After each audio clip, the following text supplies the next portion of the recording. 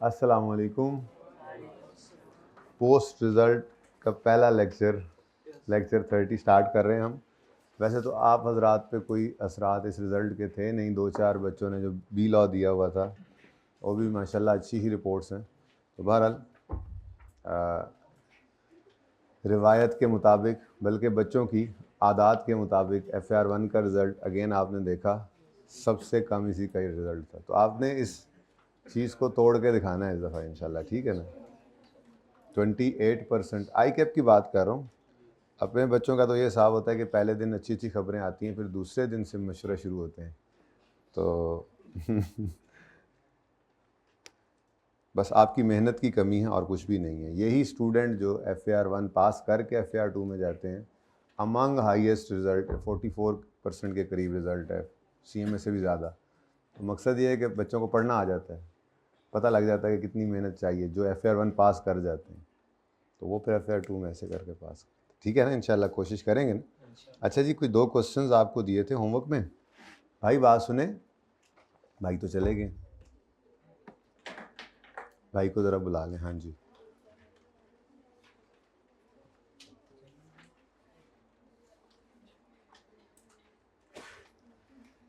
अच्छा जी, अब ये 2 क्वेश्चंस थे नए, क्वेश्चन नंबर 3 और क्वेश्चन नंबर 4 किए ट्राई। यार चार्जर होगा वो ला के देता होता है असगर। कौन सा पहले करना पसंद करेंगे, 3 या 4? आप 3 पसंद करेंगे ना, फिर 4 करते हैं। आप घर गए थे? नहीं गए थे, फिर क्यों नींद आई हुई? अच्छा जी, calculate impairment loss if any on plant for the year 30 June 2018। आसान सवाल है, बल्कि बहुत ही आसान सवाल है, जिन्होंने थ्योरी पढ़ ली थी, ठीक है। अच्छा, इंडिकेटर्स हमने भी नहीं ना पढ़े, इसके पढ़ लिए, ऐसे पढ़ लिए कि गुजारा भी अच्छा हो गया, MCQs भी हो जाएंगे। बाकी MCQs के लिए ही उनको हमने पढ़ना था। ऐसे बस याद रख लें कि उस टेबल में, उस लिस्ट में कौन से एक्सटर्नल हैं, कौन से इंटरनल हैं। पहले बात ये जहन में रख लें कौन कौन से इंडिकेटर्स हैं, उनमें से एक्सटर्नल वाले जहन में रख लें, वो 3 हैं, बाकी इंटरनल वाले हो गए। ईजी है, इतना ही याद रखना है। बाकी पेपर की हद तक वो आपको बताता है किस तरह से समझ आ रही थी सवाल से। जैसे यहाँ पे देखें, PPE डिस्क्लोज इन ड्राफ्ट बताया था ना, ड्राफ्ट किसे कहते हैं, जो अभी फाइनल नहीं है, अनऑडिटेड, ठीक है ना। मतलब कि इसमें कोई गलतियां निकलेंगी तो वो सही कर लेंगे। तो ड्राफ्ट फाइनेंशियल स्टेटमेंट में जो PPE डिस्क्लोज हो रहा है, नज़र आ रहा है, ठीक है, उसमें एक प्लांट है जिसकी कैरिंग वैल्यू है 610 मिलियन। कैरिंग वैल्यू किसे कहते हैं, नई चीज़ आ गई है ना। और बुक वैल्यू को, यानी बुक वैल्यू निकली हुई है 30 जून 18 की फाइनेंशियल स्टेटमेंट्स में। जो आपका PPE है, उसमें जो प्लांट जिसकी ये बात कर रहे हैं, उसकी बुक वैल्यू कितनी है, 610 मिलियन।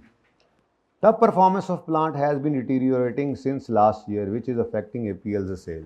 अब ये इंडिकेटर्स के अंदर परफॉर्मेंस, वैसे ज़रा इसकी ज़रूरत नहीं यहाँ पे, लेकिन वैसे ज़रा परफॉर्मेंस जो है उसका अंदाज़ा गड़बड़ हो तो ये आपका इंटरनल इंडिकेटर होता है, एक्सटर्नल नहीं। एक्सटर्नल में तो 3 ही चीज़ें थी गालिबन। चले खैर छोड़ें, मैं इंटरनल एक्सटर्नल की लड़ाई नहीं कर रहा। बहरहाल परफॉर्मेंस जो है वो डिटीरियोरेट हो रही है, जिस वजह से APL की सेल भी अफेक्ट हो रही है। फॉलोइंग इन्फॉर्मेशन या estimates relate to plant for the year 30 June 2019। Inflows from sale of product under existing condition, बिल्कुल यही लेने होते हैं। एग्जिस्टिंग कंडीशन में ही जो इनफ्लोज हैं, भाई पेज नंबर 350 है, अगर आपको नहीं मिल रहा तो बस कर दें, अब पहुंच भी जाएं। 3 छुट्टियों के बाद आया ना, संडे मंडे ट्यूसडे, है ना, रीस्टार्ट हो रहे हैं अभी। अच्छा जी, तो inflows from sale of product under existing condition of plant, okay होगा, इनफ्लो है।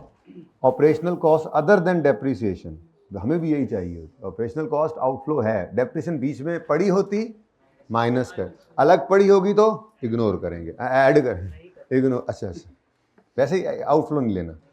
Expenses to be paid in respect of 30 June 18 accrual, नहीं, 18 का खर्चा था, 18 में इनकर हुआ था, पे 19 में हो रहा है, नहीं, ये नहीं लेना, तो ये मैंने सही नहीं किया टिक। ये डेप्रिसिएशन है, ये भी नहीं होना, ठीक है। डेप्रिसिएशन क्या है, क्यों नहीं लेना डेप्रिसिएशन, नॉन कैश है, हमने कैश फ्लोज लेने हैं, याद रखना। वैल्यू इन यूज के अंदर कैश फ्लोज, फ्यूचर के कैश फ्लोज की प्रेजेंट वैल्यू निकालनी, कैश फ्लोज के अलावा नहीं, इनकम्स एक्सपेंसेस ही लेने। अच्छा, हो सकता है जो कमाया यानी इनकम वो आ भी गया, उसी पीरियड में कमाया, उसी पीरियड में आया, जो एक्सपेंस इनकर हुआ उसी पीरियड में इनकर हुआ, उसी पीरियड में पे हो गया। तो ये तो आइडियल सिचुएशन होती है ना, ठीक है। लेकिन एक्रूवल किसे कहते हैं? इनकम कमा ली है, कमा लिया, कमा लिया, कमा लिया है लेकिन आ लिया नहीं है कमा लिया है लेकिन अभी आया नहीं है, रिसीवेबल। खर्चा इनकर हो चुका है लेकिन अभी पे नहीं हुआ, ये एक्सपेंस पेबल होता है, ठीक है। तो एक्रूवल्स नहीं, ये इनकम्स एक्सपेंसेस नहीं लेने हमने, क्योंकि इनकम या एक्सपेंस का ताल्लुक कैश के आने जाने से नहीं होता, ठीक है ना। लेकिन यहाँ पर हम पीएनएल नहीं बना रहे, यहाँ पर हम आज खड़े होकर फ्यूचर में जो इसने कैश फ्लोज इनकर कमाने हैं या आउटफ्लोज होने हैं, उन कैश फ्लोज की प्रेजेंट वैल्यू निकाल रहे हैं। तो याद रखना कैश फ्लोज आई के अपने दफ़ा ये छेड़खानी की थी, बहुत सारे बच्चे जो है वो इनकम एक्सपेंसेस उसने इनकम्स भी दे दी और रिसीट्स भी दे दी, कैश रिसीट्स, एक्सपेंसेस भी दे दी और पेमेंट्स भी दे दी। अब बच्चों ने अन्य बात जो है वो इनकम एक्सपेंसेस उठाए, हालांकि ऐसा तो नहीं करते होते, ठीक है। पहले दिन से बताया जाता है present value of future net cash flow, ठीक है। चलो, तो ये नहीं आना। वैसे हमने उस एग्जाम्पल के अंदर इसको देखा हुआ था। Cost of increasing plants capacity, ये सिर्फ अगले 1 साल की बात कर रहा है। वैसे हम खड़े हैं 30 जून 18 पे और उसने सिर्फ अगले 1 साल के कैश फ्लोज दिए हैं, 30 जून 19 के, शायद 1 ही साल चलना होगा या आगे जाके बता देगा, आगे कुछ साल रहते हैं और फिर उसके अंदर को ग्रोथ रेट दे देगा, तो हम उस हिसाब से बढ़ा भी सकते हैं। मतलब वो कहता है मिसाल के तौर पे लाइफ इतनी बाकी है, मैंने अभी आगे नहीं पढ़ा, मैं यहाँ पे देख अभी सिर्फ 1 साल के 18 के एंड पे खड़े हैं, 19 वाले साल के कैश फ्लोज की बात कर रहे हैं कि 19 में हम इसको अपग्रेड करेंगे, प्लांट को अपग्रेड करेंगे। अच्छा, अब हो सकता है सिर्फ 19 ही लाइफ हो सकता है आगे जाके कहे रही रिमेनिंग लाइफ अभी 3 साल 4 साल 5 साल है, और फिर इन कैश फ्लोज को ही क्या कहेगा, बढ़ा लो या कम कर लो।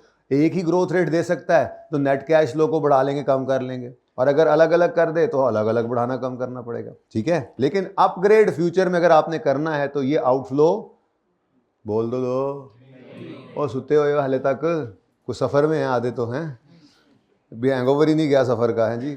जो ट्रेन पे आए होंगे वो ऐसे ऐसे हो रहे होंगे अभी। ट्रेन पे कोई आया हो, ट्रेन पे कोई सफ़र कोई भी नहीं करके आया, करके आते तो आपको पता लगता 2 दिन आप क्लास बैठे हुए ऐसे ऐसे हो रहा होना अच्छा, तो ये अपग्रेड फ्यूचर की अपग्रेड की कॉस्ट हमने नहीं लेनी, और इस अपग्रेड से जो एडिशनल इनफ्लोज आएंगे वो भी हमने नहीं लेने। चलो, अच्छा, एंड पे एक लाइन लिखनी है, मैंने आपको बताया हुआ है, जो छोड़ने हैं ना बस एक लाइन में लिख देना है, सिर्फ एक लाइन में, ठीक है। क्या लिखोगे ऐसे, depreciation accrual of 18 and cost of increasing capacity of plant are not included in value in use calculation. बस बता दो कि मैंने उसको इंक्लूड नहीं किया, ये नहीं कि मैंने समझ नहीं सी आ रही।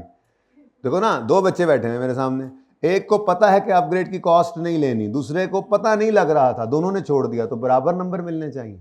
एक ने समझ के छोड़ा, कॉन्सेप्ट है, और दूसरे को समझ नहीं आई थी, उसने छोड़ा, नहीं लेना था दोनों जगह पे, तो फर्क क्या होगा? फर्क तो कोई ना हुआ, तो फिर ये तो कोई बात ना हुई। तो इसलिए जो आपने छोड़ा है, समझ के छोड़ा है, उसको बताओगे मैंने ये खुद छोड़ा है, मुझे पता है कि ये इंक्लूड, बस इतना लिख दो कि ये इंक्लूडेड नहीं है, ठीक है। अच्छा, नेक्स्ट है जी, एडिशनल कैश फ्लोज एक्सपेक्टेड, नहीं सही है ना, अपग्रेड की कॉस्ट भी नहीं और उसके एडिशनल कैश फ्लोज भी नहीं, पढ़ के आए थे। अच्छा, ये भी ICAP का एक पास पेपर है, ये जब FAR1 पुराना पास पेपर है, ठीक है। लेकिन मैं जब सिलेबस चेंज हुआ था तो ये फिर क्वेश्चन बैंक के अंदर, ये बल्कि नहीं पास पेपर नहीं है, ये जब पिछले सिलेबस पुराना सिलेबस था ना, जो इस 5-6 टाइम पहले जब हुआ करता था, उस वक्त जो मॉडल पेपर होता था, ये मॉडल पेपर के अंदर सवाल था। मॉडल पेपर भी होता है ना ICAP का पढ़ा हुआ वेबसाइट पर, ठीक है, तो मॉडल पेपर का ये सवाल था। अच्छा चलें, एडिशनल इनफ्लोज हो गए, नहीं लेने। Interest on finance lease, financing activity की कोई कैश फ्लो नहीं लेना, ना इनफ्लो ना आउटफ्लो। मेंटेनेंस कॉस्ट बिल्कुल। Tax payment on profit no, ठीक है, सही है। अच्छा, नेक्स्ट है क्या है, आ गया, ले। अच्छा, cash flows from plant are expected to decrease by 15% each year from 2020। नहीं, ये नहीं, चल ला जा फिर दूसरा लेके, दूसरा उसको फ़ोन करके पूछ लो। अच्छा भाई, एक ही क्या उसने क्या कहा है, कैश फ्लोज प्लांट के डिक्रीज होंगे, तो सारे कैश फ्लोज ही हैं, मेरे ख्याल में एक ही ग्रोथ रेट था, एक ही था ना। तो 19 के साल के ये कैश फ्लोज हैं, इनको नेट लेकर उसके बाद फिर उसको ग्रो करवा लेना, ठीक है, ग्रोथ रेट कम करा लेना, ठीक है। तो 19 का ये डेटा और फिर फ्रॉम 20 एंड ऑनवर्ड्स, अभी ये नहीं पता कि कितनी लाइफ बाकी है, लेकिन 19 का तो ये आ गया ना, 15% कम होगा और ऑनवर्ड्स पता नहीं कितने साल जाता है, हर साल 15% कम होना है। ये आसान सवाल है इसलिए पहले करा रहा हूँ। The plants residual value after it's remaining useful life, अच्छा रिमेनिंग यूजफुल लाइफ कितनी है, 3 साल। यानी कि 19 का डेटा दे दिया, ये 19 भी 1 साल है, पता है क्योंकि हम कहाँ खड़े हैं, 18 के एंड पे। तो 19 1 साल, 20 दूसरा और फिर 21 तीसरा, 3 साल है। और तीसरे साल के एंड पे रेजिडुअल वैल्यू क्या एक्सपेक्ट कर रहे हैं, तो ये सेल प्रोसीड्स एक्सपेक्टेड है तीसरे साल के एंड पर, जो कि वैल्यू इन यूज की कैलकुलेशन में आएगी। Fair value less cost sale नहीं है, fair value less cost sale होगी आज की वैल्यू, ठीक है। ये तीसरे साल के एंड पे मिलना एक्सपेक्टेड है, तो ये फ्यूचर कैश फ्लो की कैलकुलेशन में आ गया, ठीक है। एन ऑफर हैज बीन, याद है आगे 36 कर रहे थे वो इम्पेयरमेंट का स्टैंडर्ड, और बुक वैल्यू को कंपेयर करते थे रिकवरेबल अमाउंट से। रिकवरेबल अमाउंट में 2 चीजें आती थी, higher of fair value less cost sale value in use. Value in use में फ्यूचर कैश फ्लो की प्रेजेंट वैल्यू निकालते थे, और fair value less cost sale होती थी। कॉस्ट सेल में क्या क्या आता था, क्या क्या नहीं आता था, याद आ रहा है कुछ? वो कर रहे थे, चलो शुक्र है कुछ कुछ याद है। An offer has been received to buy the plant immediately for ₹570। ये क्या है, fair value. But APL has to incur following cost. वो जो हमने कॉस्ट टू सेल पढ़ा था वो भी काम आ गया। कोई भी चीज़ जो है वो नफ़े से खाली नहीं होती, पढ़ी हुई छोटी से छोटी चीज़ भी सवाल के अंदर जो है वो टेस्ट हो जाया करती है। ये कॉस्ट इनकर करनी पड़ी, cost of delivery to customer, बिल्कुल ये कॉस्ट टू सेल है, ठीक है। फॉलोइंग कॉस्ट, ये कॉस्ट कौन सी हैं, ये कॉस्ट टू सेल, ओके। तो कॉस्ट टू सेल में क्या क्या आता है क्या क्या नहीं, ये तो आपने पढ़ा हुआ है, अब आपने डिसाइड करना है। तो कॉस्ट टू सेल में 45 ने आना है। Legal cost, okay. Cost to reorganise production process after disposal of plant, समझो ना, वो कहता है जब हम प्लांट को इस प्लांट को डिस्पोज करेंगे उसके बाद फिर प्रोडक्शन प्रोसेस को रीडिज़ाइन करना पड़ेगा, कोई और प्लांट लगाएंगे या कोई और, भाई ये तो कोई बात नहीं, एसिड तो बिक जाना है, उसके बाद की कॉस्ट जो है वो आपकी इस एसिड से रिलेटेड नहीं है, ठीक है। तो ये बिल्कुल भी नहीं लेना। जी बेटा, लीगल कॉस्ट मिसाल के तौर पे आपने जो बेचना है, तो जब आप कोई चीज़ खरीदने बेचने जाएँ ना, कभी आप जब किसी ऐसे अनजान बंदे से ख़रीदेंगे, वैसे तो जानने वाले से भी ख़रीदें तो काम पूरा करना चाहिए, शरीयत का भी मिजाज यही है और कानून भी है, लेकिन आप कहीं अनजान बंदे से जब ट्रांजैक्शन करें, गाड़ी लेने गए हैं, ठीक है, तो आप उसके साथ स्टैम्प पेपर वगैरह के ऊपर एग्रीमेंट करते हैं, तो स्टैम्प पेपर की एक कॉस्ट होती है। अच्छा, अगर आपको समझ नहीं है इन बातों की तो आप एक वकील को भी साथ ले लेते हो कि तुम्हें भी इसकी फ़ीस दूंगा लेकिन मेरे साथ आओ, ताकि कानूनी जो नुक्ते हैं वो सारे इस ट्रांजैक्शन के अंदर वो जो है वो तसल्ली हो मुझे उसकी, ठीक है। तो वो जो वकील को कॉस्ट आपने पे की, या जो स्टैम्प ड्यूटी पे की, या जो गवर्नमेंट को कोई आपको पे करनी पड़ी कोई फ़ीस, कोई रजिस्ट्रेशन के चार्जेस, लीगल फ़ीस में तो सारा कुछ ही आ जाता है, लीगल कॉस्ट, ठीक है। Applicable discount rate is 9%। यार ये तो आसान सा सवाल है, इधर देखो, book value 610 rupees in million, फटाफट सवाल कर लेंगे, रुपीज़ इन मिलियन। अच्छा, उसके बाद एक अभी हम नीचे क्या करेंगे, वर्किंग 1 में रिकवरेबल अमाउंट निकालेंगे, ठीक है। ज़रूरत है नोट करने की, करके आए आप लोग तो बस देख लें, तरीका अगर अच्छा लगे तो वेरिएंट पे पिक्चर ले लेना, भी हमने ऐसे किया था, नहीं यार ये वर्किंग ऐसे करते तो अच्छा होता। बाकी ज़्यादा बेहतर यही होता है कि आप खुला डुला चलें, अपना जो है ना अपने दिमाग को चलने दिया करें जिधर को जाए। वर्किंग में कोई पाबंदी नहीं मैंने कभी लगाई, ना मेरा दिल होता है ऐसे खाम खा में अपने आप को पाबंद नहीं करना, मेन क्वेश्चन की रिक्वायरमेंट पे पाबंदी हुआ करेगी, ठीक है। ये फॉर्मेट इस फॉर्मेट के तहत आपने करना है। अच्छा जी, अब वैल्यू इन यूज़ और fair value less cost to sale, ठीक है। आसान चीज़ क्या लग रही है आपको, fair value less cost to cell.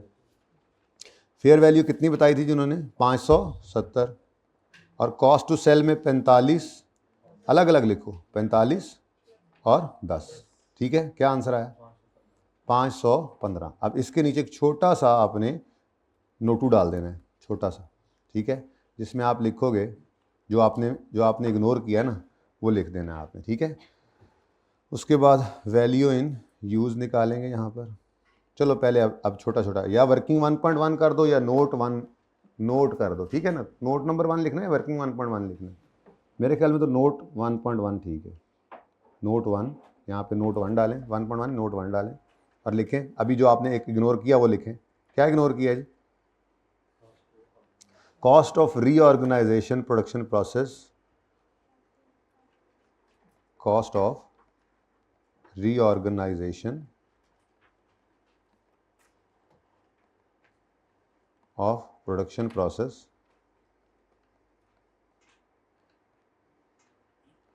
is not included in cost to sell. Done जी। अब उसको पता लग गया कि इसको पता था। ओके, आगे बढ़ो। अब वैल्यू इन यूज़ की बारी आती है। वैल्यू इन यूज़ के लिए हमें एक छोटी सी वर्किंग करनी पड़ेगी, ठीक है। बल्कि मैं वर्किंग नंबर 2 कर दूं, वर्किंग 2 जी। इसमें मुझे क्या चाहिए, मैं कैश फ्लोज निकाल रहा हूँ, बल्कि यूँ कर लेते हैं, मैं हेडिंग देता हूँ नेट कैश फ्लोज, ठीक है जी। अब नेट कैश फ्लोज की वर्किंग है, हम खड़े हैं 18 के एंड पे, 30 जून 19 का साल है।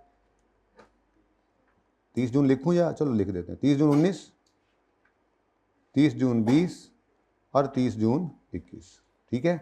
आसानी हो जाती है, इस तरह से लिख लेंगे। बाकी डिस्काउंटिंग तो हम ऊपर ब्रैकेट में ही कर लेते होते हैं फिर जाके, वो मसला कोई नहीं, ठीक है।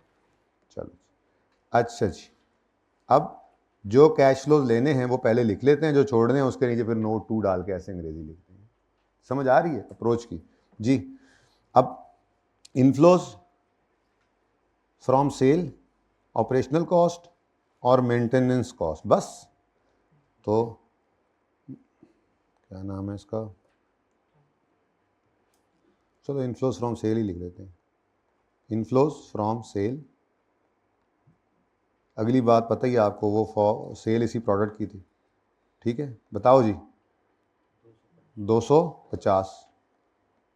उसके बाद आउटफ्लोज में ऑपरेशनल कॉस्ट लेनी है आपने और मेंटेनेंस कॉस्ट, ठीक है। तो ऑपरेशनल कॉस्ट कितनी है जी, 25। Maintenance cost, maintenance cost 15। और कुछ एक लाइन छोड़ देना, क्योंकि एंड वाले साल में आपने एक चीज़ लेनी है जो आप भूलते होते हैं। डिस्पोजल जो रेजिडुअल वैल्यू गिवन है वही डिस्पोजल प्रोसीड होगी ना, अगर कोई और बात नहीं बताई तो एक्सपेक्टेड वही है कि एंड पे मिलेगा, ठीक है। ओके चल, अच्छा अब अभी फ़िलहाल तो चलो वो भी लिख ही लेते हैं, वो भी लिख लेते हैं, बाद में ऐसे भूल जाए उससे बेहतर है जी। डिस्पोजल प्रोसीड्स या नेट सेल प्रोसीड्स, उसने कोई नहीं बताया कॉस्ट टू सेल का, तो नेट भी यही है, ठीक है। तो ये भी लिख लेते हैं, बाद में ना भूल जाता है बंदा। नेट सेल प्रोसीड्स, और ये आखिरी साल में कितनी है, 100, ये एंड पे लिख लिया, ठीक हो गया। बताओ जी नेट, बल्कि एक काम करते हैं, थोड़ी सी शरारत कर रहा हूँ, क्योंकि इस 100 ने तो नहीं बढ़ना, वो तो अपनी जगह पे कायम है, ठीक है। लेकिन बाकी जो हैं इन्होंने 15% से कम होते जाना है, ठीक है। तो ये फनकारी लगा लेते हैं छोटी सी जी। नेट कैश फ्लोज, और साथ में छोटा सा यूँ लिख लो, एट द रेट ऑफ, क्या ग्रोथ रेट है, 15%। डिक्लाइन जब बस आपने 15% लिख दिया, ठीक है। तो उसके बाद फिर आप हर दफ़ा 15 काम करते जाना, कोई ज़रूरत नहीं वर्किंग फिर शो करने की, काम चलेगा जी।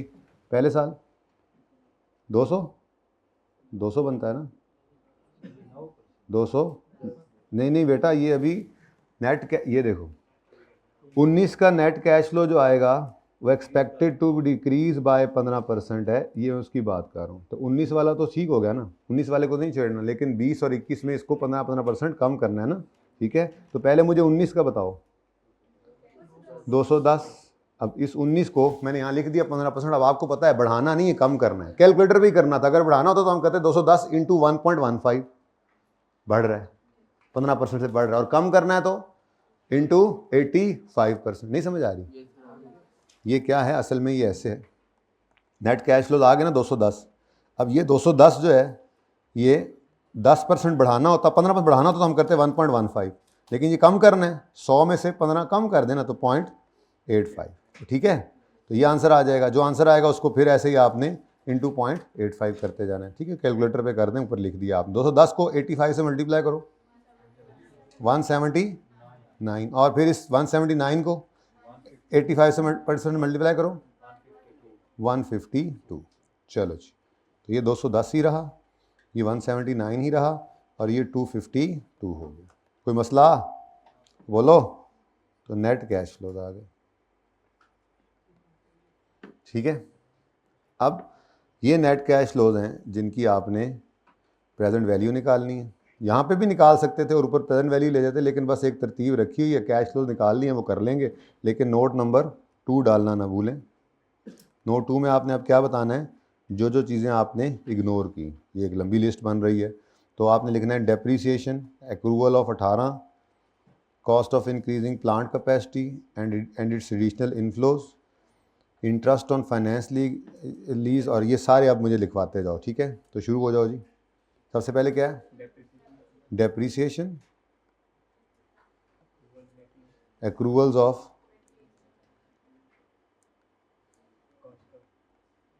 एक्रूवल्स ऑफ 2018, कैपेसिटी इंक्रीज, कॉस्ट या प्लांट कैपेसिटी जो भी लिख लें, capacity increase cost and its additional inflows,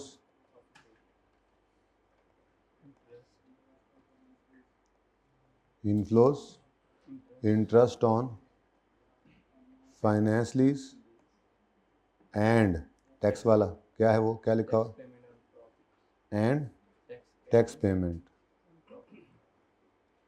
are not included in, are ignored while calculating value in use. ठीक है, या not included in value in use calculation, जैसे भी लिख लो, वाइल, ताकि उसको पता लग जाए बस, while calculating value in use. ठीक है जी, ओके डन। चलो, या are ignored in above cash flows, यूँ भी लिख सकते थे, are ignored in above cash flows, और फिर उनको वैल्यू इन यूज में देंगे। ठीक है, जैसे मर्जी लिखिए। अच्छा जी, अब वैल्यू इन यूज की कैलकुलेशन है, 3 कैश फ्लोज हैं, तीनों डिफरेंट हैं, तो आपका एनवीटी का फॉर्मूला लग नहीं सकता, तीनों को अलग अलग आपको डिस्काउंट करना पड़ेगा। ठीक है, तो सबसे पहले है 210, क्या परसेंट है जी रेट इनका, तो 210 इंटू 1.09 रेज़ टू पावर, इसको 1 साल पीछे बुलाना है। बोलो, ये गलत? हाँ, हम 18 के एंड पे खड़े हैं, ये बुक वैल्यू 18 की है, ये फेयर वैल्यू कॉस्ट 18 की है, यानी 30/18 की, और ये वैल्यू यूज भी 18 की निकालनी है, 30/18 की। अब ये 19 वाला कैश फ्लो 1 साल पीछे आएगा तो 30/18 पे आएगा, 20 वाला 2 साल पीछे आएगा, और 21 वाला 3 साल पीछे। ओके, चलो मैं भी तस्वीर खिंचवाता हूँ, फिलहाल ज़रा ये कर लें। प्लस दूसरा cash flow 179 into 1.09 raise to power -2, plus तीसरा कैश लो 252, बच्चे ये 100 भूल गए होंगे बच्चे, जो भूले होंगे तो, इंटू 1.09 रेज़ टू पावर -3। ठीक है जी, लें जी आंसर बताएं। 4538। अब रिकवरेबल अमाउंट लोअर या हायर, लोअर या हायर, मैक्सिमम रिकवरी कितनी आ रही है, रिकवरेबल अमाउंट ये होती है, तो इसलिए हायर। ठीक है, तो रिकवरेबल अमाउंट आ गई,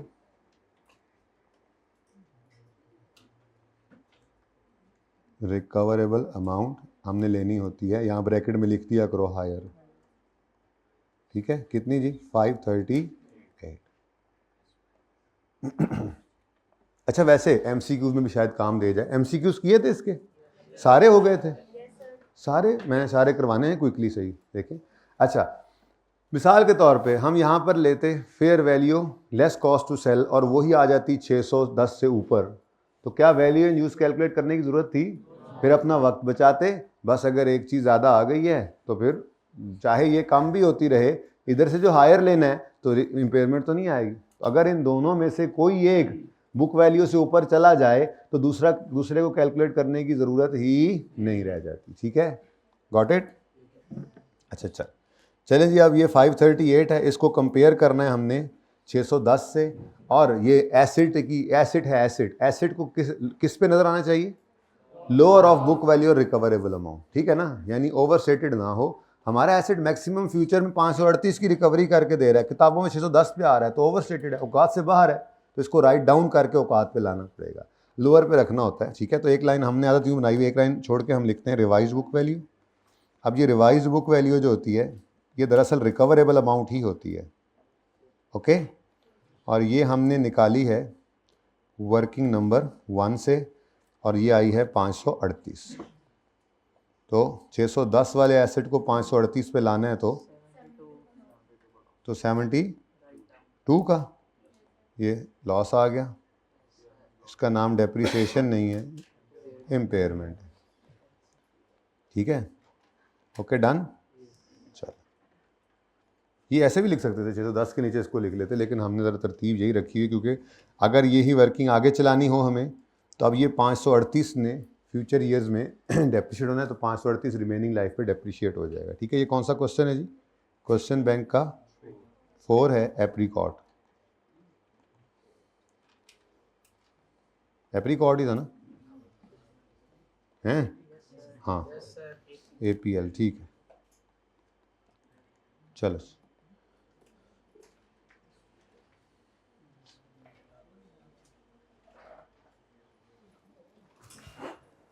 वैसे तस्वीर इससे बेहतर हो सकती है अगर इश्क को ऊपर ले आए ना, इश्क को।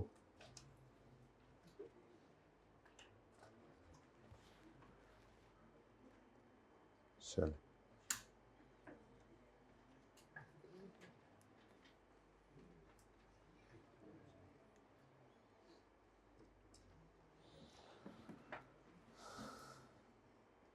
अब बेशक खींच लें तस्वीर।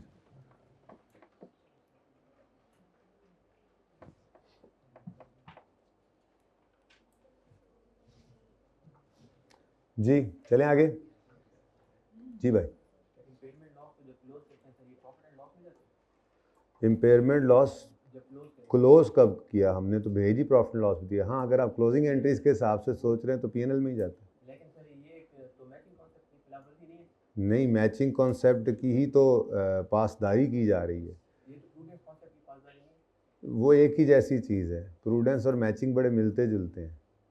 मैचिंग कॉन्सेप्ट भी तो यही कहता है कि अगर आपके एसेट की परफॉर्मेंस इस साल में गिर गई है तो फ्यूचर में इसके लॉसेस क्यों लेने, इसको आज ही। और फिर दूसरी बात, एसेट को ओवरस्टेट नहीं करना, लाइबिलिटीज़ को अंडरस्टेट नहीं करना, इनकम को ओवरस्टेट नहीं करना, एक्सपेंस को अंडरस्टेट नहीं करना। ये मैचिंग और प्रूडेंस ना बिल्कुल साथ साथ ही चलते हैं एक तरह से। ठीक है ना? मैचिंग कॉन्सेप्ट की वायलेशन कैसे है आपके ख्याल में? तो नहीं, मैचिंग कॉन्सेप्ट ये कहता है कि रिलेटेड इनकम्स और एक्सपेंसेस एक ही पीरियड में आए। तो यहाँ पर हमने रिलेटेड इनकम्स और एक्सपेंसेस को उन्हीं पीरियड में रखा है। ये तो हम आज खड़े होकर देख रहे हैं कि हमारे एसेट की वैल्यू में कितना कमी आ गई है कि जो फ्यूचर में हमें लॉस देगी। प्रूडेंस कहता है फ्यूचर के लॉस को आज रिकॉर्ड करें।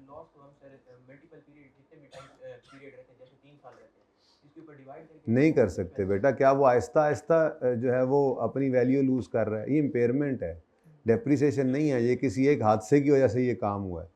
मिसाल के तौर पे आपको ज़रा ये परफॉर्मेंस वाली बात समझ नहीं आई, मैं यहाँ पे लिख देता कि हमारा जो एसेट है वो एक्सीडेंट से दो चार हुआ है और उसकी वजह से उसकी वैल्यू कम हो गई है, फ्यूचर में इतनी ज़्यादा चीज़ें बना नहीं सकेगा, फेयर वैल्यू भी कम हो गई, तो इम्पेयरमेंट आ गई। अब हादसा एक तरह से आज हो गया ना, तो ये जो गड़बड़ होनी होती है, जो इंडिकेशन होनी होती है, ये आज आ चुकी है, इस पीरियड में आई है, तो इम्पेयरमेंट टेस्ट से गुजारा है। इम्पेयरमेंट टेस्ट से गुजारने पे इसको आज ही राइट डाउन करके इसकी औकात पे लेके आएँ, ताकि एसेट ओवर स्टेट ना हो, यूज़र को धोखा ना दें हम। ठीक है जी, और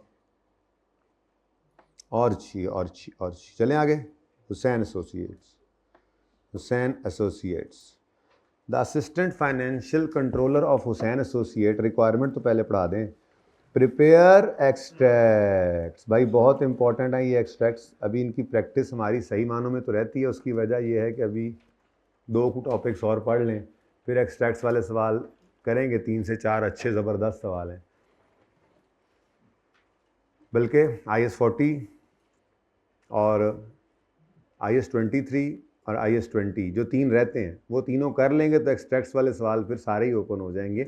और वो जो एक्सट्रैक्ट्स वाले सवाल होंगे, उन सवालों के अंदर आपको जगह जगह पर ये तीनों मिक्स नज़र आएंगे, 3-4 टॉपिक्स मिक्स नज़र आएंगे। लेकिन एक्सट्रैक्ट्स हम साथ साथ बनाते आ रहे हैं। अभी तुम्हारा दूसरा टॉपिक है, आपको IS-16 के एक्सट्रैक्ट्स बनाने तो आते हैं ना, कि अगर आपका IS-16 का प्रॉपर्टी प्लांट इक्विपमेंट है तो उससे रिलेटेड क्या चीज़ इनकम स्टेटमेंट में जानी है और क्या चीज़ बैलेंस शीट में जानी है, ठीक है। तो बहरहाल इसमें चीज़ें बढ़ती जाएंगी, आहिस्ता आहिस्ता करते जाएंगे। फिलहाल तो फाइनेंशियल स्टेटमेंट्स ही हमने पूरी नहीं की, अभी मैंने चेंज इन इक्विटी और क्या स्टेटमेंट ऑफ कम्प्रिहेंसिव इनकम भी समझानी है, फिर जाके इंशाल्लाह खुला एक्सट्रैक्ट्स बनाया करेंगे। जी बोलें। फिलहाल तो टॉपिक वाइज देखें तो IS-36 के हिसाब से ये एक्सट्रैक्ट्स हैं, ठीक है। एक्सट्रैक्ट्स बनाने हैं हुसैन एसोसिएट के इन रिस्पेक्ट ऑफ प्लांट, इसी प्लांट से रिलेटेड जिसकी बात हो रही है, फॉर द ईयर 30 सितंबर 2016, ठीक है। 30 सितंबर जब इस तरह का साल आए तो हमेशा एक काम कर लिया करो, बचपन से कहा हुआ है आपको, यकम अक्टूबर 15 और 30 सितंबर 16, ऐसे ही बनता है साल। देख लो गलती तो नहीं की मैंने कोई। 30 सितंबर 16, ज़रा ये है कि गलती के चांसेस कम हो जाते हैं, यूँ लिख लिया करें, ठीक है ना, अपने पास ही साइड पे करके। अच्छा, क्योंकि ईयर एंड जब कैलेंडर ईयर से हिल जाता है ना, चलो 30 जून पे आए फिर कुछ गुजारा हो रहा था, टैक्स आप पढ़ रहे हैं, लेकिन जब 30 जून भी ना आए, 31 दिसंबर ना हो, वैसे ही आप हिलजुल जाते हैं, तो लिख लिया करो साल। The assistant financial controller of Hussain associates limited has identified following issue which she believes may indicate impairment of an asset, ठीक है।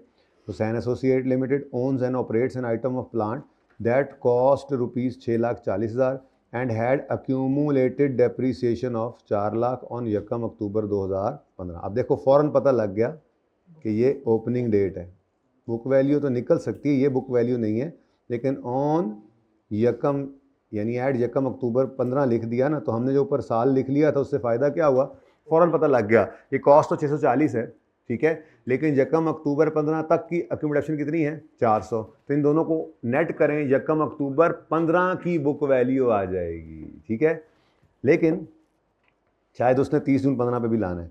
It is being depreciated at 12.5% on cost, मतलब स्ट्रेट लाइन मेथड जो डेप्रिशिएट होता आ रहा है इस पर, ऑन 1 अप्रैल 16। ओए होए, ये तो कोई दरमियान में हाफ वे थ्रू, ओए होए, exactly half way through the plant was damaged and when a factory vehicle collided into it, factory vehicle ने जाके plant को टक्कर मार दी। Due to unavailability of replacement parts, it is not possible to repair the plant, but it still operates albeit at a reduced capacity। plant को हम सही नहीं कर सकते, जो नुकसान हो गया, रिप्लेसमेंट पार्ट्स ही नहीं है उसके, ठीक है, लेकिन थोड़ी रिड्यूस कैपेसिटी पर चलता वो फिर भी रहेगा। अच्छा जी, इट इज़ ऑल्सो, ये सारी बातें बता रही हैं कि अब आगे चलकर देखो ना, जैसे अब पहले कैपेसिटी से कम पे आएगा तो कम चीज़ें बनाएगा तो कम कैश फ्लोज आएंगे, कम कैश फ्लोज आएंगे तो cash flows value in use की कैलकुलेशन में यूज़ होते हैं, और वैल्यू इन यूज़ जो है वो रिकवरेबल अमाउंट में यूज़ होता है। तो अगर कोई ऐसी चीज़ आ जाए, मैंने कहा था आपको, कोई भी ऐसी चीज़ आ जाए जो फेयर वैल्यू को कम करे या वैल्यू इन यूज़ को कम कर रही हो, यानी अल्टीमेटली रिकवरेबल अमाउंट को नीचे खींचती हुई नज़र आ रही हो, कोई भी ऐसी चीज़ है, वो आपका इंडिकेशन ऑफ इम्पेयरमेंट है। ज़रूरी नहीं है कि उसके आने पर इम्पेयरमेंट हो भी जाए, पर टेस्ट से ज़रूर गुजारना पड़ता है, ठीक है ना। तो ये भी एक आपका डैमेज हो जाना एसिड का और फ्यूचर में रिड्यूस कैपेसिटी पर चलेगा, फिर ये क्या है, एक indication. It is also expected that as a result of damage the remaining life of plant from the date of damage will be only 2 years। Date of damage से 2 साल, ठीक है, सही है, यानी कि 30 अप्रैल क्या था, यकम अप्रैल से कितने साल रहेगी, 2 साल। अच्छा, अब करेंगे क्या, वैसे ज़रा प्लान करें तो यकम की ना थी अक्टूबर 15, यकम अक्टूबर 15 पर एसेट की बुक वैल्यू थी 240। इस एसेट ने उसी पुराने हिसाब से 12.5% के हिसाब से जो कॉस्ट पे लगता आ रहा है, कॉस्ट पे लगाओगे 6,40,000 पे, 640 पे 12.5% लगाओगे, लेकिन ये तो पूरे साल की डेप्शन है, लेकिन आपने डेप्शन को रोकना है आकर 1 अप्रैल 16 तक। क्यों रोकना है, क्योंकि यकम अप्रैल 16 से पहले मामलात और थे, लेकिन यकम अप्रैल 16 को एसेट क्या हो गया डैमेज हुआ, उस दिन खड़े होकर, अल्लाह करे उसी दिन का सारा कुछ गिवन हो, उस दिन खड़े होकर इम्पेयरमेंट की वर्किंग करके, इम्पेयरमेंट लॉस अगर है तो वो रिकॉर्ड करेंगे, एसेट को राइट डाउन कर देंगे। अब उस दिन से ऑनवर्ड्स एसेट जो डेप्शिट होगा वो रिवाइज्ड बुक वैल्यू को पकड़ेंगे और रिमेनिंग लाइफ पे डेप्शिट करेंगे, ठीक है ना। अच्छा, based on its reduce capacity estimated present value of plant in use is 150। ये क्या है, present value of plant in use, present value, चले देखते हैं आगे। The plant has a current disposal value of 20,000, ये फेयर वैल्यू है, which will be nil in 2 years, ठीक है। यानी कि दूसरे साल के एंड पे कोई वो जो हम लेते हैं ना सेल प्रोसीड्स, वो कह रहा है ये कोई नहीं है, आज कितने का बिक जाएगा। But Hussain associate limited has been offered a trade in value of 1,80,000 against a replacement machine which has a cost of 1 million. देखो जी, आपका प्लांट जो है वो इस वक्त क्या वैल्यू रखता है, लेकिन वो कह रहा है कि हुसैन एसोसिएट ने कहा जा रहा है कि आप एक नया प्लांट लें जो 10 लाख का है। अगर आप ये 10 लाख का नया प्लांट लेंगे तो हम आपके पुराने प्लांट की वैल्यू 180 लगाएंगे, यानी कि आपका प्लांट 180 में रख लेंगे। कहते हैं मोबाइल बदलाने जाते हैं तो नया मोबाइल लेना, भाई पुराना मोबाइल ये कितने में रखोगे, वो कहता है ये 180 में, तो कहेंगे जी 100 में से 180 माइनस वो 10 लाख में से 1,80,000 माइनस करके बकाया पैसे दे दो। ठीक है ना। तो हमें इससे तो मेरे ख्याल में कोई लेना देना नहीं है, हम तो नया एसेट लेकर इसको एक्सचेंज में नहीं दे रहे, हम तो फेयर वैल्यू लेते हैं। और फेयर वैल्यू के बारे में बताया था कि वो क्या है, वो market active market value, active market exist करती है तो वही मार्केट वैल्यू है, नहीं तो जो एक्सपेक्टेड टू बी रिसीव्ड इस एसेट की करंट हालत में है वो तो 20,000 है। ठीक है, समझ आ रही है। अच्छा, there would be no disposal cost for the replace plant, ठीक है। Hussain associate is reluctant to replace. अच्छा, अब ये जो 150 है ना, ये फिर वैल्यू इन यूज़ है जो उन्होंने निकाल के दे दी है, टेंशन ही खत्म। Based on reduce capacity the estimated present value of plant in use is 150 million. ठीक है, इसको हटाओ ना यार, बैग उधर रख दो। अच्छा, तो वैल्यू इन यूज़ भी आ गई आपके पास, फेयर वैल्यू भी आ गई, ये फेयर वैल्यू और वैल्यू इन यूज़, और आपको नहीं कह रहा है कि कोई कॉस्ट टू सेल नहीं होगी। तो ये तो बहुत सिंपल सवाल है, मसला क्या है, बस ईयर मिड में आ गया था इसलिए चलो कर लेते हैं। और एक्सट्रैक्ट्स भी थे। Hussain associate limited is reluctant to replace the plant as it is worried about long term demand for the produced product. कह रहा है कि वो अगर आपको ये शक पड़ता भी कि 180 को लेना है तो वो तो तब पड़ता जब वो कहते हैं कि हाँ हमने इसको रिप्लेस करना है। वो कह रहा है नहीं, वो कह रहे हैं कि जी हमने इसको रिप्लेस नहीं करना, क्योंकि जो चीज़ इस प्लांट पे बनती है उसकी लॉन्ग टर्म डिमांड जो है वो उसके बारे में शक है कि वो कम हो रही है। ठीक है, तो the trade in value is only available if plant is replace. वो कहता है ये trade in value fair value नहीं है, ये ट्रेड इन वैल्यू है, सिर्फ तब अवेलेबल है अगर आप अपना पुराना एसेट दे के 10 लाख वाला नया एसेट लें। ठीक है, तो कहानी ख़त्म हो गई है। ये भी यहीं कर लेते हैं क्वेश्चन। अब रिक्वायरमेंट चूँकि एक्सट्रैक्ट्स की है, जो भी है हम तो इसी रूटीन में ही चलते होते हैं। यकम अक्टूबर पे मैं यूँ बना लेता हूँ, बल्कि हम वर्किंग इसको भी ऐसे ही कर लेते हैं। डेट, डिस्क्रिप्शन, तरतीब तो यही बनाई हुई है ना। अभी देखो ये क्या है, यहाँ पे बस डेट नहीं लिखी हुई, यहाँ पे मैं लिख दूँ डेट, तो ये क्या है, क्या था ये 30 जून 19 था, 18 था, 18, फिर ये 30 जून 19, और ये इसका इम्पेयरमेंट 30 जून 18 है, 18 ही सॉरी, और ये इम्पेयरमेंट लॉस इनका आ गया। तो डेट सिर्फ डाली नहीं थी क्योंकि उसकी रिक्वायरमेंट ऐसी थी। बहरहाल फॉर्मेट तो वही चल रहा होता है हमारा। ठीक है, तो डेट, डिस्क्रिप्शन और प्लांट। ठीक है जी, करें शुरू काम।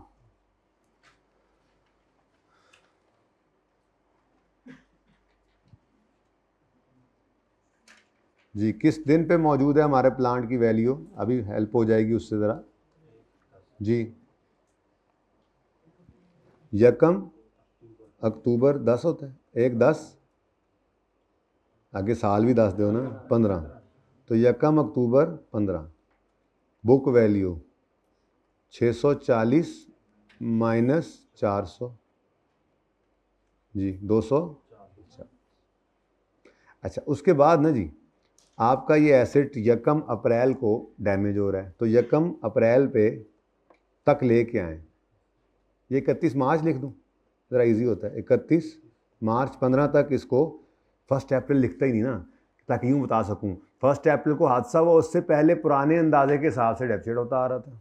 ठीक है, लेकिन ये कोई अंदाजे का चेंज नहीं है कि मैं कहूँ कि साल के पहले दिन से इसको अप्लाई कर लें। इम्पेयरमेंट और रीवैल्यूएशन अपनी जगह पे रहते हैं। एस्टीमेट चेंज सिर्फ लेकर साल के पहले दिन चला जाता है अपने आप को, चाहे रीवैल्यूएशन हो चाहे इम्पेयरमेंट हो। रीवैल्यूएशन साल के मिड में करेंगे तो मिड में ही रहेगी, साल के शुरू में होती तो शुरू में ही होती थी, साल के एंड पे होती तो एंड पे ही होती थी, उठा के पहले दिन नहीं लेके जाते थे, क्योंकि वो क्या है, रीवैल्यूएशन एक मॉडल है, आपने जिस दिन लगाया उस दिन लगा। इम्पेयरमेंट क्या है, कोई हादसा हुआ जिस वजह से एसेट ने वैल्यू लूज की। एस्टीमेट चेंज अंदाजा था, अगर ईयर एंड पर अंदाजे में चेंज पता लग गया तो इस साल में नए अंदाजे से कैलकुलेशन करें। सिर्फ अंदाजा जो है, एस्टीमेट चेंज जो है, वो साल के पहले दिन जाता है। ठीक है, सही है ना। चलें, ये तो हादसा हुआ जिस वजह से सारी गड़बड़ हुई है, तो 31 मार्च 2015 तक आप इसको डेप्रीशिएट करेंगे और 640 को ही आपने करना है डेप्रीशिएट। कितने से? अच्छा, वैसे 12.5 कितना बनता है जरा चेक करो, अगर रेजुअल वैल्यू नील आ रही है तो 8 साल। चलो खैर, साल क्या लिखने, अब जो लिखा हो वही लिखो। 640 का 12.5% लिख ले भाई, 12.5%। लेकिन ये तो पूरे साल की डेप्रिसिएशन है, हमने इसको सिर्फ 6 महीने डेप्रिशिएट करना जी। हाँ 16 यार है, लो। अच्छा चलें, ये केड़ी लड़ाई है, लो जी बोलो। 40 डेप्रिशिएट हो गया। अब बुक वैल्यू कितनी आ गई? अब ये इम्पेयरमेंट टेस्टिंग के दिन की बुक वैल्यू है, ठीक है। तो 31 मार्च 16, जिसको मैं कह सकता हूँ कि ये कम अप्रैल 16 है, ऐसा ही है ना, जिस दिन हमने इम्पेयरमेंट टेस्ट लगाना है।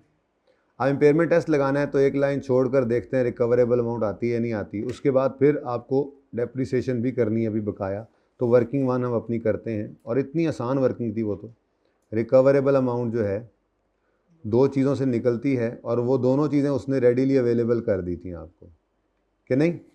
फेयर वैल्यू कितनी है? 20,000, और वैल्यू इन यूज़ कितनी है बोलो?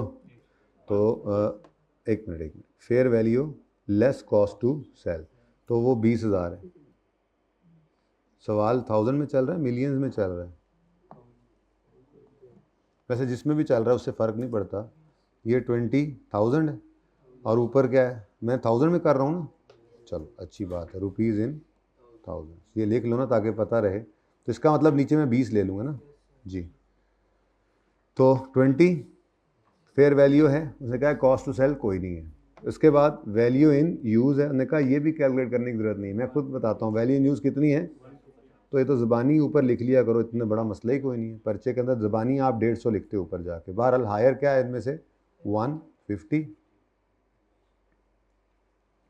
तो रिकवरेबल अमाउंट बन गई आपकी इन दोनों में से हायर, जो कि 150 है। अब ये 150 देख, आप 150 को देख रहे हो और फिर 200 को देख रहे हो, और ये दोनों आपको देख रहे हैं। अब मुझे बताओ किस पे रखना है एसेट को? लोअर पे। लोअर क्या है? रिकवरेबल अमाउंट है, यानी एसेट को राइट डाउन करके। तो 31, मैं 1 अप्रैल लिख लूँ ज़रा, अच्छा लगता है, 1 अप्रैल 2016 पर। बाकी फ़र्क कोई नहीं पड़ता, ये दोनों डेट्स इंटरचेंजेबली यूज़ होती हैं, ओके जी। रिवाइज हो गई बुक वैल्यू, रिकवरेबल अमाउंट ही आपकी रिवाइज बुक वैल्यू होती है ना, बोलो। और ये आपको कहाँ से मिलेगी? वर्किंग वन से, और ये कितनी है? 150। अब अगर आपका एसेट 200 से 150 पे आया तो 50 रुपये का लॉस है, यहाँ ब्रैकेट डाली थी जी। तो very important loss, important loss है ना, इम्पेयरमेंट लॉस है। Yes sir. अच्छा अब अभी साल ख़त्म नहीं हुआ, उसने कहा है एक्सट्रैक्ट्स बनाओ 30 सितंबर 16 के। तो पहले 30 सितंबर 16 पर इसको लेके तो आए, तो 30/9, बल्कि ये डेट पहले नहीं लिखते होते, गड़बड़ हो जाती है। डेप्रिसिएशन निकालनी। अब चूँकि एस्टीमेट चेंज नहीं हुआ, रीवैल्यूएशन नहीं हुई, इम्पेयरमेंट तो हो गई ना। जिस दिन इम्पेयरमेंट हुई, अब उस दिन वाली बुक वैल्यू जो रिवाइज है उसने अब आगे डेप्रिसिएट होना है रिमेनिंग लाइफ पे। और रिमेनिंग लाइफ इस दिन खड़े होकर कितनी है? कितनी है? 2 साल। तो book value at the date of change in estimate, sorry, book value after revision after impairment loss 150 है, और इसको डिवाइड करना है रिमेनिंग लाइफ पे जो कितनी है? 2, ठीक है। तो ये पूरे साल की डेप्रिसिएशन बनती है, हमें इसको क्या करना है? 6/12, ठीक है जी। 38, लो जी। और अब बुक वैल्यू आ गई 112 और ये आपका प्लांट है, इस वैल्यू पर नज़र आएगा 30 जून 2016, सॉरी 30 सितंबर 2016। डन जी।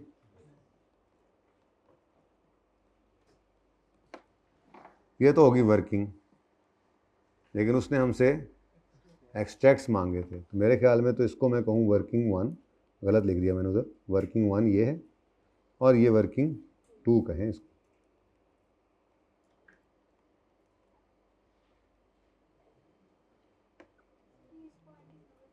किसकी बेटा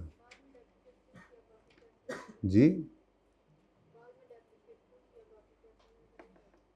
क्योंकि बेटा बाकी क्वेश्चन में एसिड यहाँ पे खड़े होकर इम्पेयर होता है, उसके बाद अगला साल आएगा तो उसको भी करेंगे। अभी यहाँ पर ये इधर इम्पेयरमेंट टेस्ट से गुजारा तो इम्पेयर हो गया।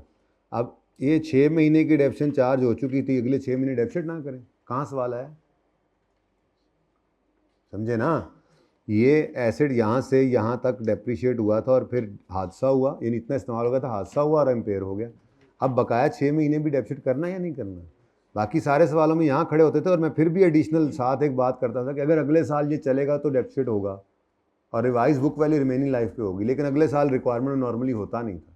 यानी अगर आप इस एसिड को चलाएं आगे तो ये अगर 30 जून 19 पे 18 पे खड़े हैं तो 30 जून 19 वाले साल की डेप्शन निकालनी होगी, तो इस 538 को रिमेनिंग लाइफ पे डेप्शिट करेंगे, लेकिन आगे रिक्वायरमेंट नहीं थी, आगे नहीं जाते थे।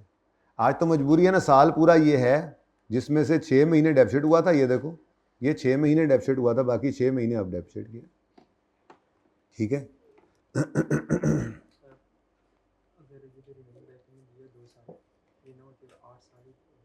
हाँ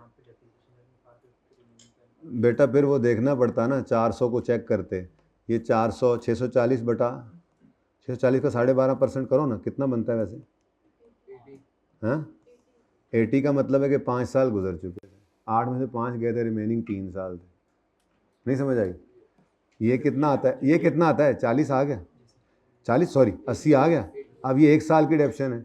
अक्यूमुलेशन देख, अक्यूमुलेशन का मतलब क्या होता है? आज तक की, यानी यकम अक्टूबर 15 तक की डेप्रिसिएशन। तो इसको डिवाइड करो 80 से तो आता है 5 साल, यानी ये 600, ये यकम अक्टूबर 15 पे ये 8 साल में से 5 साल डेप्सिट हो चुका है, तो फिर इस दिन खड़े होकर रिमेनिंग लाइफ होती 5 साल, तो फिर सवाल भी उस हिसाब से होता। ठीक है। और अगर ईयर एंड पे जाके कैलकुलेशन करते तो वो 2 साल होती। तो समझो बस 6 महीने का फ़र्क पड़ गया इसकी ज़िंदगी में। बहरहाल छोड़ो जी, चलें आगे और बोलो।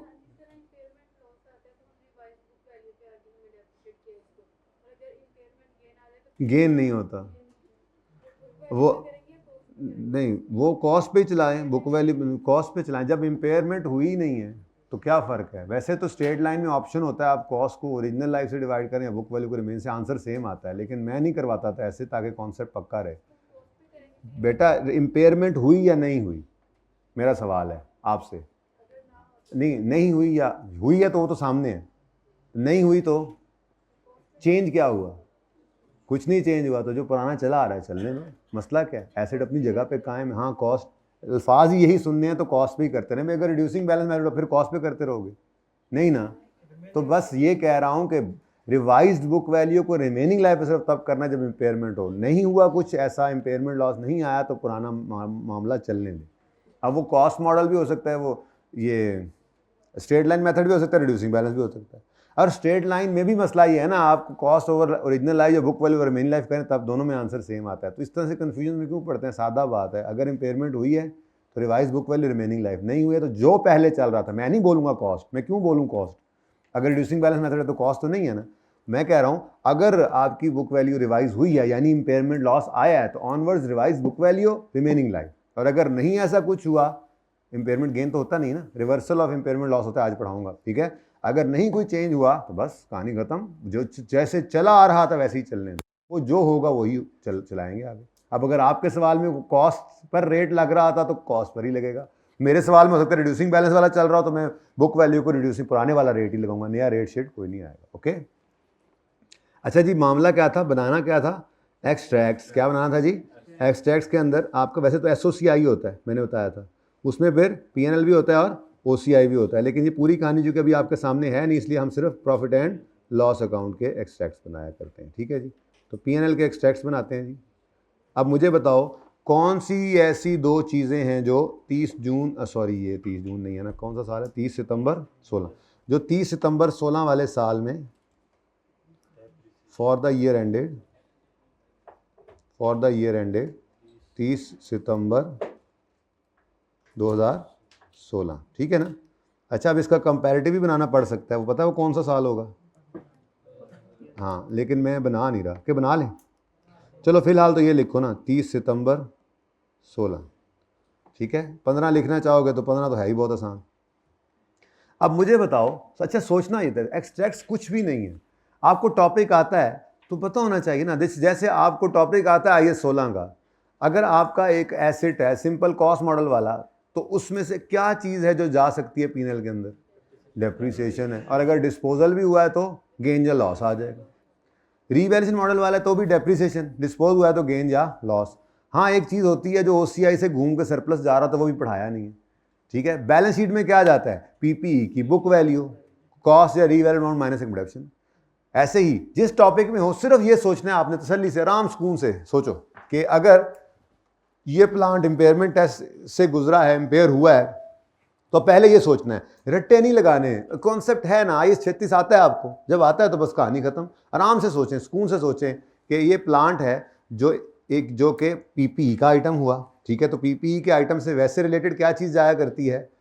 डेप्रिसिएशन। कॉस्ट मॉडल वाला तो बस डेप्शन ही जाएगी, गेन लॉस तो डिस्पोजल वाला है नहीं, क्योंकि अब एसिड बिका नहीं है। फिर अगर ये इंपेयरमेंट टेस्टिंग से गुजरा और इंपेयर हो गया तो और एडिशनल चीज़ क्या आ जाएगी? इंपेयरमेंट लॉस आएगा P&L में। बैलेंस शीट में क्या जाया करता है PPE का? Book value. और बुक वैल्यू का फॉर्मूला पूरा हो गया था हमारा इस स्टैंडर्ड के पढ़ने के बाद, cost minus accumulated डेप्शन minus accumulated impairment loss if any. तो अगर इंपेयरमेंट लॉस आया है तो वो भी माइनस हो जाता है, और एसिड किस पे आ रहा होता है? बुक वैल्यू पे। इसीलिए तो ये बहुत इंपॉर्टेंट थे, इसीलिए तो ये कहाँ गए, बहुत इंपॉर्टेंट थे ये जो आपको करवाया था। एक सवाल क्लास में करवाया था, अगले दिन आपको लग रहा था क्या टाइम ज़ाया करी जा रहा है, तो टाइम नहीं ज़ाया कर रहा था, इसमें मसला आता है बच्चों को, ठीक है। बच्चे इसी से परेशान हुए रहते हैं कि ये सर इंपेयरमेंट लॉस जो है ये तो इस साल में आया था, इधर क्यों आ रहा है? भूल जाते हैं कि ये अक्यूमुलेटेड इंपेयरमेंट लॉस है, जो एसेट की वैल्यू में कमी हमने एसेट के अकाउंट में क्रेडिट करने की वजह अलग अकाउंट में क्रेडिट कर दी थी।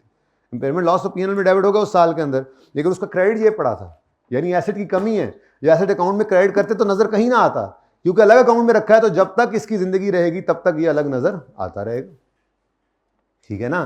तो ये है book value, cost less revalue amount भी हो सकती है, बहरहाल फिलहाल gross carrying amount less accumulated depreciation less accumulated impairment loss. तो अब बैलेंस शीट के अंदर क्या जाना है? बुक वैल्यू ने, बुक वैल्यू ये पड़ी, यानी अगर इस सवाल का एक्सट्रैक्ट्स बना रहे होंगे तो आपकी बुक वैल्यू में क्या आएगा? एक्सट्रैक्ट्स बनाना ज़्यादा आसान है, जो आप ये वर्किंग करते हैं, इस वर्किंग की जो सबसे एंड वाली चीज़ है उठा के बैलेंस शीट के अंदर मुंह पे लिख दो। उसका नोट बनाने में तो देखना पड़ेगा, ओपनिंग में क्या है, ड्यूरिंग द ईयर मूवमेंट क्या है, क्लोजिंग क्या है, एक्सट्रैक्ट्स क्या है, एज ऑन बैलेंस शीट बना दो, क्लोजिंग उठाओ, एंड वाली फिगर उठा के लिख दो, मसले कोई। तो एक्सट्रैक्ट्स ज़्यादा आसान है, सिर्फ आप लोगों को दिमागों के ऊपर हावी किया होता है। सवाल मुश्किल होगा, एक्सट्रैक्ट्स मुश्किल नहीं होंगे, सवाल के अंदर जो चीज़ होती है वही मुश्किल होगी, वो भी मुश्किल नहीं होगी इंशाल्लाह, स्लो चलते रहें, कोई मसला ही नहीं, ठीक है। कित्थे सी असी, इत्थे सी, जाइंग here we come जी बेटा। अब मैंने सारी बातों में क्या बताया, साथ ही हो जाओ यार, ठीक है, साथ ही हो जाओ यार, कुछ नहीं होता, चैनमाई जल्दी करो। एक्सट्रैक्ट्स, सोचो, फौरन सोचना है, ये नहीं सोचोगे तो चीज़ें आगे बढ़ रही हैं, टॉपिक्स बढ़ते जाएंगे तो परेशान होते जाओगे। आपको एक्सट्रैक्ट्स का जो सवाल आना है वो ऐसा थोड़ी ही आना है जैसा अभी तक आपने IAS 16 पढ़ा है, जैसा अभी तक आपने IAS 36 अकेले का आएगा, नहीं। एक सवाल होगा, उसमें एक एडजस्टमेंट इन्वेस्टमेंट प्रॉपर्टी की होगी, एक एडजस्टमेंट PPE की होगी रिवैल्यूएशन के साथ, एक एडजस्टमेंट गवर्नमेंट ग्रांट की या बोरिंग कॉस्ट की डाल देगा। ये 3-4 टॉपिक्स मिलाकर वो कहेगा बनाओ एक्सट्रैक्ट्स, P&L भी और बैलेंस शीट भी। अब हर टॉपिक के अंदर आप अलग अलग तो सीखते जा रहे हैं, वहाँ पे जाके आप खुश हो जाते हैं। उसकी वजह ये है कि पता नहीं क्यों रट्टा शट्टा लगाने की कोशिश करते हैं, अकाउंटिंग में कहाँ से आया रट्टा। तो हर टॉपिक आपने सीखा हुआ है ना, तो फौरन IAS 36 अप्लाई हुआ है, फौरन सोचो इस एसेट के बारे में क्या चीज़ जाएगी पीएनएल में? Depreciation, impairment. और बैलेंस शीट के अंदर बुक वैल्यू जाएगी। बुक वैल्यू होती है gross carrying amount less accumulation less accumulation loss if any. ठीक है, अब मुझे बताओ, ये तो सादा सा सवाल था, इसके अंदर क्या आएगा जी? रूटीन वाली चीज़ पहले लिख लो जो कि पक्का है ही है। अब डेप्रिसिएशन एक्सपेंस जो है वो 2000 सितंबर 2016 के अंदर कितना है? देखो बच्चों, ये भी डेप्रिसिएशन 2016 की है, ये 30/9/16 वाले साल की है, और ये डेप्रिसिएशन भी 30/9/16 वाले साल की है। मिड ऑफ द ईयर आ गया तो क्या हुआ? देखो ना, असल मामला ये कि आपका ये साल है पूरा, यकम अक्टूबर 15 से 30 सितंबर 16। अब ये जनाब दरमियान में, एन दरमियान में हादसा भी ना 6 महीने के एन दरमियान में हुआ। चेक किया आपने सवाल में? हादसा भी मारा एन 30 एन मिड के अंदर इस साल के हुआ। कोई बात नहीं, पहले 6 महीने की डेप्रिसिएशन जो है वो 40 रुपये थी। ठीक है, और फिर हादसा हुआ तो एसेट की वैल्यू बदल गई, यानी इम्पेयर कर दिया ना हमने। वैल्यू तो नहीं बदली, मतलब जो रिमेनिंग बुक वैल्यू यानी कि जो बकाया डेप्रिसिएशन है वो अब चेंज हो गई ना। देखो, जब भी एसेट की वैल्यू में कमी को डेप्रिसिएशन कह रहे हैं जो इस्तेमाल की वजह से, यानी एसेट ने एक्सपेंस बनना है बनाम डेप्रिसिएशन, ऐसा ही है, एसेट ने डेप्रिसिएशन के नाम से एक्सपेंस बनना है। लेकिन ये जो आपने इंपेयरमेंट टेस्ट लगाकर एकदम से भाई की बात को पीछे रखते हुए मैचिंग कॉन्सेप्ट कह रहे थे, वायलेशन नहीं, मैचिंग कॉन्सेप्ट थोड़ा ये तो हादसा, मैचिंग कॉन्सेप्ट भी ये बनता ही है कि हादसा इधर हुआ है तो इस हादसे की वजह से लॉस इधर डाल दो। अब ये जो आपने लॉस इधर डालना है 50 का, इस वजह से जो एसेट ने फ्यूचर में 200 रुपए डेप्रिसिएशन के नाम से, सॉरी 240 रुपए डेप्रिसिएशन के नाम से इस एसेट ने एक्सपेंस बनना था, 40 तो डेप्रिसिएशन के नाम से इस साल में बना, लेकिन फिर दरमियान में हादसा हुआ और 50 रुपए आपने उसको एक्सपेंस बनाया है, लेकिन वो किस नाम से बना? इंपेयरमेंट के। अब जो इंपेयरमेंट के नाम से वो बन गया है ये एक्सपेंस, तो बकाया अब लाइफ के अंदर वैल्यू तो कम हो गई ना, बोलो। तो डेप्रिसिएशन तो 6 महीने की 40 थी, अब ये जो बुक वैल्यू रिवाइज हुई है तो रिमेनिंग लाइफ में पैटर्न तो बदल गया ना। तो 6 महीने के अलग अलग डेप्शन है, बस और कुछ भी नहीं है। अगले 6 महीने की कितनी डेप्शन है जी? तो ये 40 और ये 30 है, और लिख ला भाई, आपको डेथ पड़ जाती है 40 और, तो पूरे साल की डेप्शन कितनी बनी? इस सवाल में ज़्यादा मसला ये नहीं थी, चीज़ें शायद कर ही लेते, ज़्यादा मसला फिर वही पड़ा होना है मुझे लगता है, तो लिख लिया करो, बड़ा आसान हो जाता है। ठीक है, तो 40 जमा 38, 40 प्लस 38, ये 6 महीने अलग है। पूरे साल की डेप्शन जो है ना ये यही बनती है 6 करके, 6 महीने करके। जी कितना बना? 78 का एक्सपेंस आ गया। और कोई चीज़? Impairment loss. तो बेटा एक्सट्रैक्ट्स की तरफ अब वो चल पड़ा है, काफ़ी पूछता है क्या। ठीक है, वैसे तो अभी नई स्कीम के अंदर जो नज़र आ रहा है वो काफ़ी मेजर चेंजेस हैं जो कि बिल्कुल मेरी तो पसंद के मुताबिक है, क्योंकि इंट्रो के अंदर टूटे फूटे से, मतलब बच्चों वाले अकाउंट्स पर फाइनेंशियल स्टेटमेंट्स बनाते थे, income statement, balance sheet, FAR 1 में वो गायब, फिर FAR 2 में जाकर फिर यकदम वो आ जाते थे, बच्चा परेशान बीच में। तो फिर एक्सट्रैक्ट से ही गुजारा होता था, FAR 1 में एक्सट्रैक्ट से ही गुजारा होता है ना, क्या करें अब। ठीक है, तो फाइनल अकाउंट्स पूरे के पूरे जहन के अंदर हों, अच्छा होता है वो जब पढ़ के चीज़ें, फाइनल अकाउंट का एक अच्छा खासा ज़बरदस्त सा सवाल और टॉपिक्स मिक्स हो रहे हो, मज़ा आता है, आगे जाके फ़ायदा भी होगा। ठीक है, बहरहाल आगे से फिर उन्होंने हटा भी लिया FAR 2 से, चेंजेस हैं काफ़ी बार। एक सबसे टफ टॉपिक हुआ करता था FAR 1 में, आज से कोई 3 साल पहले, 4 साल पहले, 3-4 साल, 4 साल, सबसे टफ टॉपिक्स जिसको इनकम्प्लीट रिकॉर्ड्स कहते हैं, सिंगल एंट्री के नाम से मशहूर था, चला गया था, दोबारा आ रहा है, शुक्र है आ रहा है। आप कहोगे इतना टफ टॉपिक है और सर कह रहे हैं आ रहा है, शुक्र है आ रहा है। क्यों ऐसा कह रहे हैं बेटा? वो एक ऐसी ज़रूरी चीज़ थी मेरे आप जैसे अकाउंटेंट्स के लिए कि आप वो टॉपिक पढ़ने के बाद किसी छोटे मोटे बिजनेस के अकाउंट्स बनाने के काबिल हो जाते हैं। यानी आप यहाँ से फारिग हुए हैं कैफ करके, अभी आर्टिकल्स में चल रहे, साथ ही आपने अपने मोहल्ले के दुकानदार की अकाउंट्स भी बना के दे दी उसको चंद चीज़ों के साथ। इनकम्प्लीट रिकॉर्ड, जो प्रॉपर बिजनेस नहीं होते, छोटे बिजनेसेस होते हैं, उनके पास प्रॉपर ये लेजर अकाउंटिंग इस तरह की चीज़ें नहीं चल रही होती हैं, अकाउंट्स बना लेते हैं।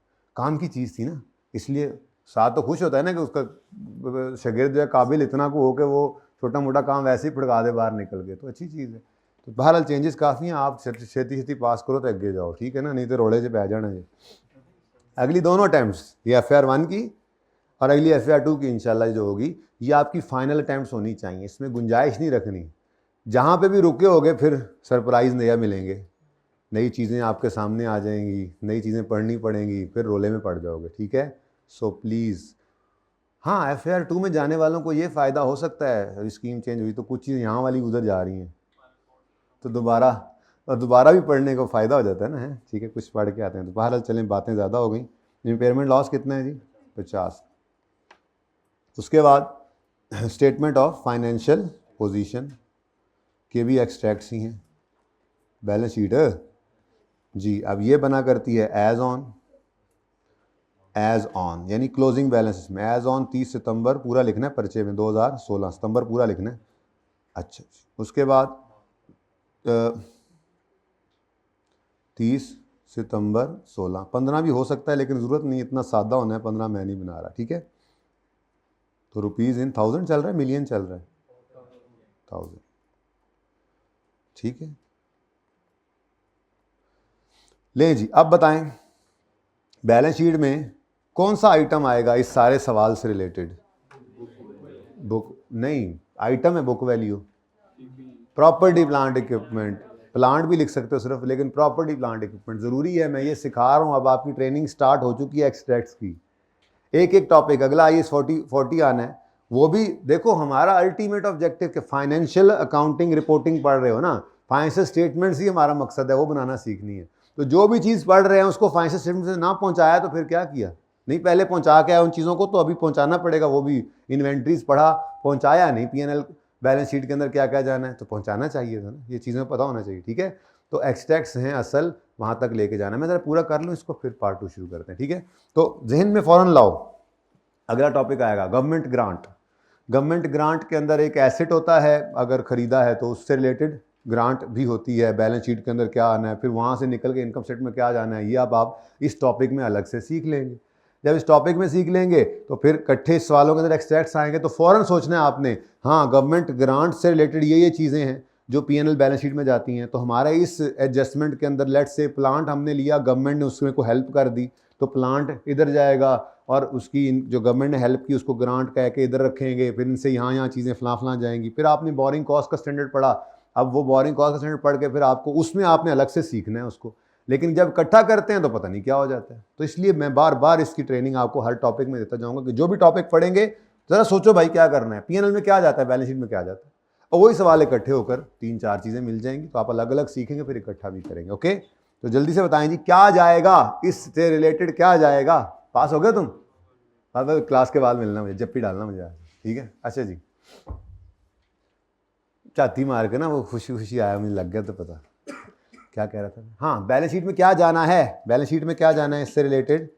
PPE, और PPE की ये कहाँ नजर आएगा? नॉन करंट एसेट्स में। परिचय पूरा लिखना, NCA ना लिखाना, प्रॉपर्टी प्लांट एंड इक्विपमेंट। अब क्या करें जी, कॉस्ट पकड़ें, फिर डिडक्शन माइनस करें, फिर ये करें, फिर वो करें, और पागल लोग कहेंगे पागल ही होए पागल ही होए। 30/9/16 की बैलेंस शीट है, और 30/9/16 की बैलेंस शीट में इस प्रॉपर्टी प्लांट इक्विपमेंट के इस प्लांट की बुक वैल्यू जानी है, वर्किंग में अवेलेबल है। मैंने आपको IAS 16 में भी MCQ की एक रीवैल्यूड एसेट वाले MCQ की वर्किंग करके बताया था कि ये बैलेंस शीट के अंदर चला जाना है, उस वर्किंग का क्लोजिंग बैलेंस शीट में जा रहा था, ठीक है। याद आया, वो जो पास पेपर 4 रहता है ना, वो भी मैं पहले अपलोड करने लगा था पुराने वाला, फिर मैंने कहा नहीं, उसमें भी एक्सट्रैक्ट्स हैं, तो एक्सट्रैक्ट्स ताकि अलग से हर चीज़ आती है, वर्किंग करनी आती है, जर्नल एंट्रीज करनी आती हैं। सर नोट भी अब तो बनाना महसूस हो रहा है कि आने लग गया। वैसे कितने बच्चों को लगता है कि नोट अभी भी नहीं बन सकता हमसे? 60-70% भी नहीं बनता, 60-70% भी नहीं बनता, तो फिर हाथ थल्ले करो, इससे ज़्यादा तो मुझसे भी नहीं बनता जी, ठीक है, प्रैक्टिस करते रहेंगे। नोट बहरहाल आसान होता है, लेकिन ऐसा भी सरप्राइज होते हैं ना, इस दफ़ा उसने नोट दिया ही नहीं, कर लो फिर कमाई। एक ही काम तो नहीं ना, जर्नल एंट्री तो सबसे पहले खैर हम करते हैं, लेकिन एक्सट्रैक्ट्स की तरफ मेरी एक्सपेक्टेशन थी कि वो जाएगा, नहीं गया तो इस बार तो ज़रूर ही चला जाएगा इंशाल्लाह, देखोगे आप। बाकी हमने हर चीज़ सीखनी। GPPE के अंदर वर्किंग नंबर 1 का रेफरेंस दो और 112 लिख दो, और कुछ नहीं। बहुत टाइम लगा दिया मैंने इस पर, गप्पों में, गप्पा ही है सर, सब मकसद ही यही है सर, है ना, गप्पे लगाते रहते हैं आप। चलें जी, ये एक्सट्रैक्ट से अब नंबर इसके वो करके ना छोड़ाना पर्चे में एक्सट्रैक्ट्स। पार्ट 2 शुरू करें।